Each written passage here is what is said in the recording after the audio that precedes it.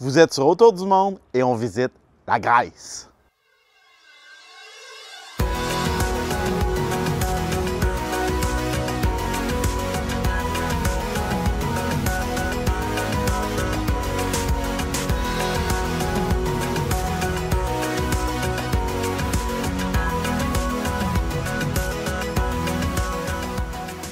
Bienvenue sur Autour du monde. Si vous aimez notre contenu, abonnez-vous à notre chaîne ou vous pouvez également nous faire un like.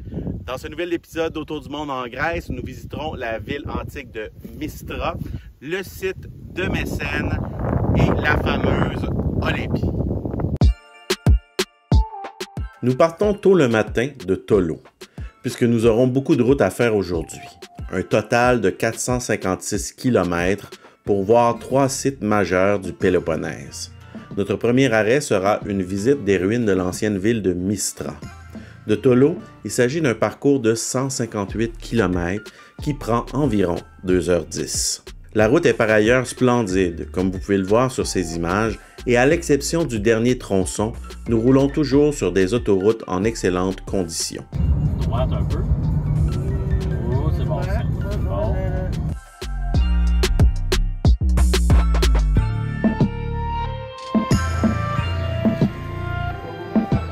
Cela dit, l'expérience ne serait pas complète sans les nombreux péages rencontrés tout au long de la route, pour un total d'environ 5 € de Tolo à Sparte.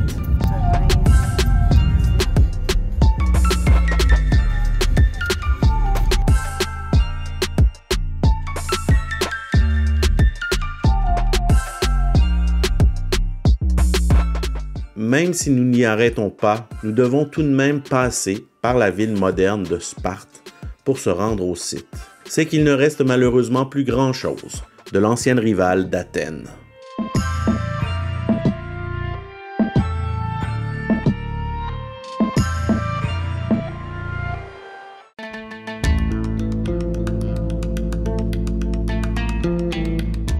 Bienvenue à Mystra, indéniablement l'un de nos coups de cœur au Péloponnèse. La ville en ruine est située sur les pentes d'une colline à l'ouest de l'actuelle ville de Sparte, dans le massif du mont Taygète. Mystra est avant tout une cité byzantine qui impressionne autant par son emplacement que par ses monuments. Le site compte 2 entrées, une tout au bas de la colline, l'autre à mi-chemin de la forteresse haute. Tel que mentionné par plusieurs guides, nous avons donc débuté la visite par le haut, où les touristes sont moins nombreux. Nous avons entamé notre découverte du site en montant jusqu'à la forteresse située à 620 mètres d'altitude et construite par les Francs. D'ailleurs, l'histoire de Mystra débute en 1849 sous l'occupation de la péninsule par les Francs. C'est alors que Villardouin II fit bâtir au sommet du rocher cette imposante forteresse. Mais 10 ans plus tard, ce dernier fut fait prisonnier et pour racheter sa liberté, il donna la forteresse de Mystra ainsi que celle de Monemvasia et de Mani à l'empereur byzantin Paléologos.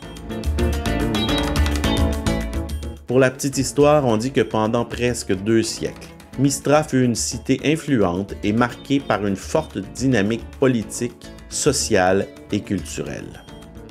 À la recherche de sécurité, les habitants de la Laconie voisine bâtirent alors des maisons sur les pentes de la colline.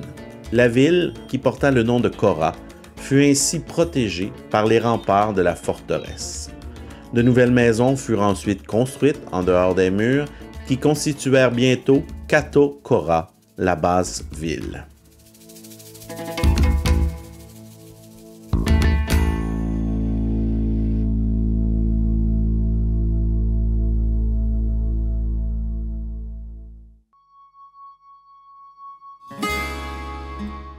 Totalement abandonnée, la cité est devenue un site archéologique et dans la partie haute, vous pouvez visiter de nombreux monuments, dont l'église Sainte-Sophie, qui compte encore de nombreuses fresques byzantines.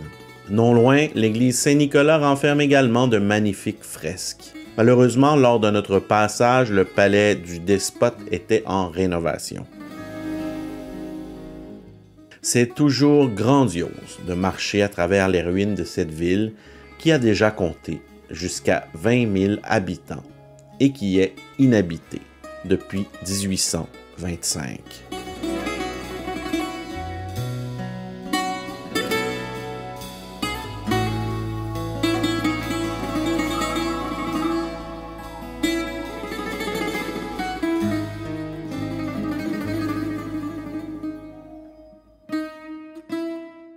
Après notre visite des monuments du haut de la ville, nous sommes ensuite descendus vers la ville basse. Là, vous pouvez visiter le musée archéologique ainsi que l'église Saint-Dimitrios.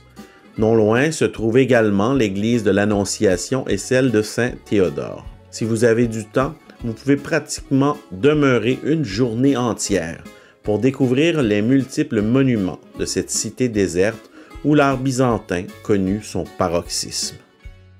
Alors, nous sommes à Mistra et il y a quand même beaucoup de touristes. Vous voyez, le site est quand même assez exceptionnel.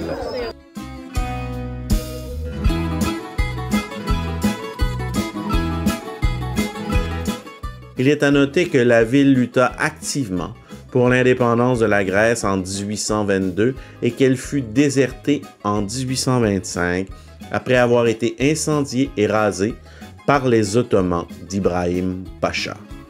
La vue imprenable du site sur toute la région est aussi une bonne raison de visiter Mistra.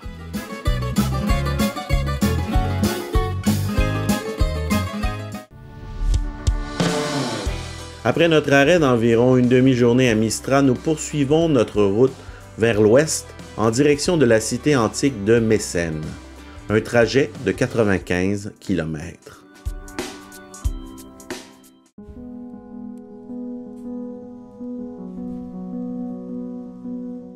Second arrêt de la journée, le site de l'ancienne cité grecque de Mécène.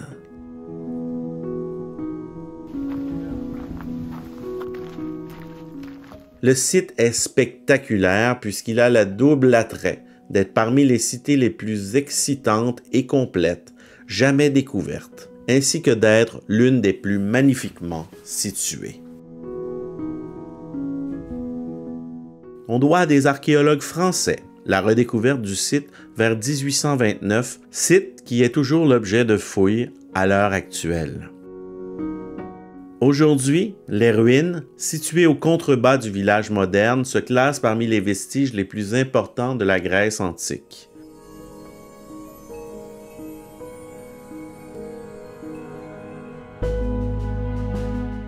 Puis Vincent, on est où? On est à Messine, sur un site, un autre site ancien. On va à la découverte, là, on va aller voir le stade de Messine. On dit que la ville aurait prospéré à partir du 4e siècle avant Jésus-Christ, soit après la défaite de Sparte par le général thébain Épaminondas. Est-ce que je peux savoir pourquoi vous êtes en dessous de l'ombre antique? Pour la même raison que tu viens à la même place, 40 degrés. La raison de la bonne conservation de ces ruines serait d'ailleurs le fait que la ville ne fut jamais détruite ou ruinée par la suite, ce qui nous permet une étonnante incursion dans la Grèce antique. D'ailleurs, le complexe, dont le tiers de la superficie aurait été fouillé, a déjà révélé les restes d'un théâtre, d'une agora, d'un gymnase, ainsi qu'un assortiment de sanctuaires, temples, statues, sources et habitations. Conçu autour d'un système de grilles symétriques, connu sous le nom de plan d'Hippodamus, la ville peut être considérée comme un précurseur de l'urbanisme moderne. Et que dire de son stade qui est sans doute le mieux préservé? Alors Vincent, on est où là, présentement? Alors on est au siège de celui qui prend les grandes décisions ici dans ce stade. C'est une bonne question, mais je pense que la ville a été à la fois grecque et romaine, non? Mécène? Ouais. De toute façon, on va tout vous dire ça. Assis dans ces estrades, on peut littéralement se replonger dans les courses de chars antiques.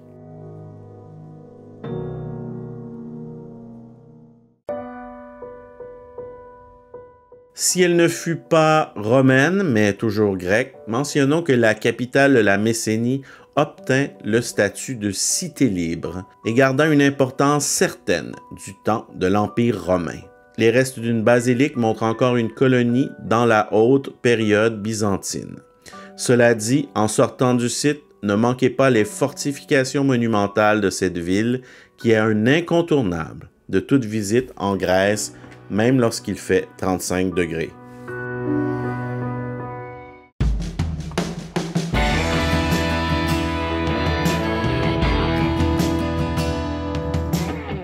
De Mécène, nous partons en direction d'une plage située à 64 km de route, en bordure de la mer Ionienne. Cette plage publique appelée Paralia Kaifas est accessible via le stationnement d'un restaurant en bordure de route qui était en fait une ancienne gare de train. L'endroit est magnifique, comme vous pouvez le voir sur ces images. Elle est située non loin du village de Kaifas, qui est reconnu pour ses eaux thermales qui atteignent 32 degrés et qui contiennent une importante concentration de soufre. Honnêtement, un arrêt ici vaut le détour, tant pour le paysage que pour la tranquillité des lieux.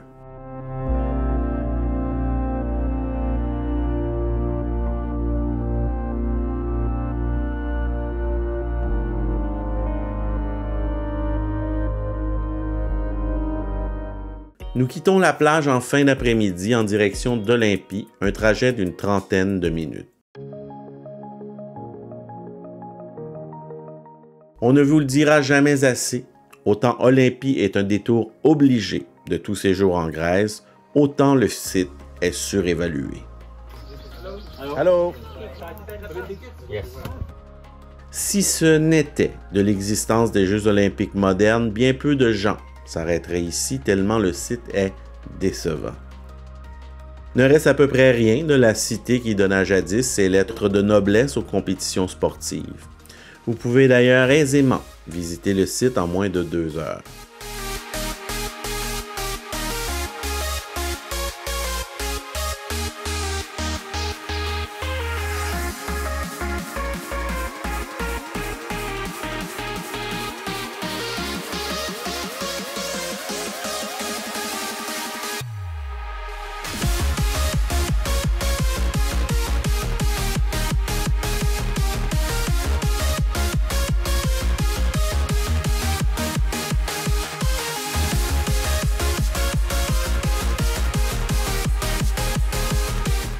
Outre les colonnes et les ruines d'édifices antiques, le clou de la visite est sans aucun doute le stade.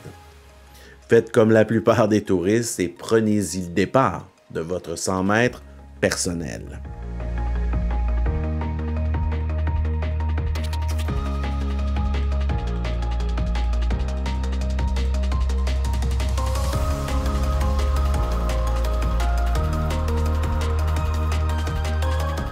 Le site archéologique compte aussi de nombreuses inscriptions et même les vestiges d'une basilique chrétienne.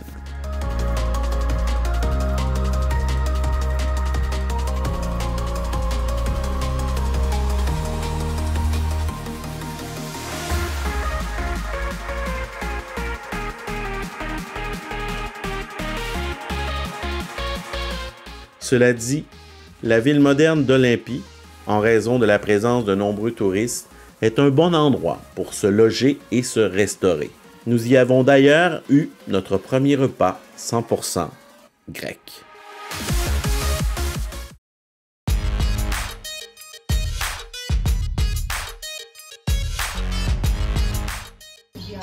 C'est notre premier repas vraiment grec. Ouais.